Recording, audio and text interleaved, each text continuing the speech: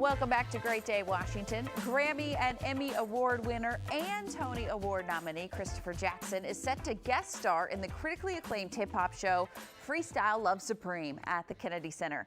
I asked him what audiences can expect. That's what happens when, that's what happens when, that's what happens when you find a downbeat. That's what happens when. I mean, Freestyle Love Supreme, we have seen that group perform, been around for a while. We're getting more and more introduced to it over the years, but you are doing special performances here in DC. For somebody that hasn't seen Freestyle Love Supreme, how does it all work? It works because there's a gang of folks that show up on a stage. In this case, it's the amazing stage of the Kennedy Center, and we take suggestions from the audience and we musicalize everything through hip hop and jazz and pop. We tell stories and play short form games, rapping and singing everything on the spot. We never know what a show is gonna be. We never know what we're gonna talk about. We don't have a plan. We just kind of go up there and let loose. It's lunacy. It's lunacy. It's a high wire act. You just never know what's going to happen, but it's always entertaining. Well, you never know what's going to happen, and now you're coming to D.C., so you really never know what's going to happen. Do you have to prepare specifically for Washington, D.C.? No. No studying, I mean, no. Well, I mean, in this day and age, D.C. is everywhere, right? I mean, True. we're reading the news, we're paying attention. It's very much front and center. Perhaps, Freestyle Love Supreme can give a bit of a break to the crazy that's happening in DC. I think every audience is in need of a little bit of that. No, I mean, DC has such a rich cultural and historical legacy when it comes to the arts. Mm-hmm. So anytime you get to step on the stage at the Kennedy Center, it feels as if you're getting to add to that in some small way. And that is, fantastic.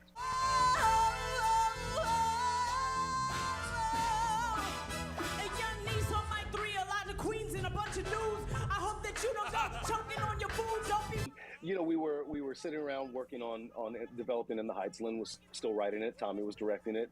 Anthony Viniciali was a part of the production company that was helping, put the readings together.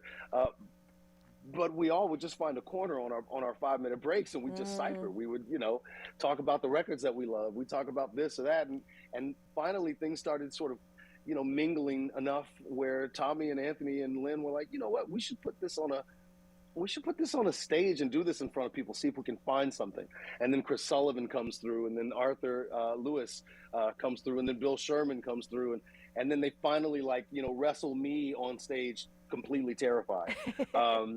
And I never left. It just was, it's just creatively, there's just nothing better than, being able to take a story that you hear from someone in the audience and then musicalize it, turn it into, a choose your own adventure sort of thing. Speaking of performing career, Bull, sadly coming to an end, but maybe we'll find out what's going to happen with Tack, what's going to happen with Chunk, but what has it been like on this show, and what can we expect for these last 3 episodes?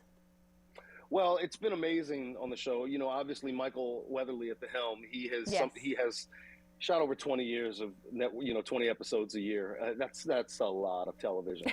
But more importantly, the last 6 years have been just an amazing experience. Getting up every day and working with the same people is pretty, in our business, is pretty rare. And so the writers did a really, really good job, I think, of allowing us to kind of love on each other. But the last 3 episodes are fast-paced and tense, and seeing, Bull do some things that you never imagined that he would do. You see Chunk making giving all of the side eye and making the best, argument that he can in court. And of course the ladies, brilliant as they are. Yeah. It's just such an amazing ensemble. And I don't think any of us expected that it would be on the air for 6 years. And yet through COVID, we've maintained our enthusiasm, and I think we finished really strong.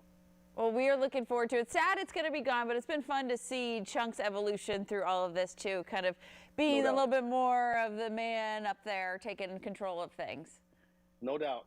No doubt. Christopher, we look forward to seeing you in D.C. So glad you're going to be here, and we'll see you soon. Thanks for being here. All right. Look forward to it. Bye. Thanks.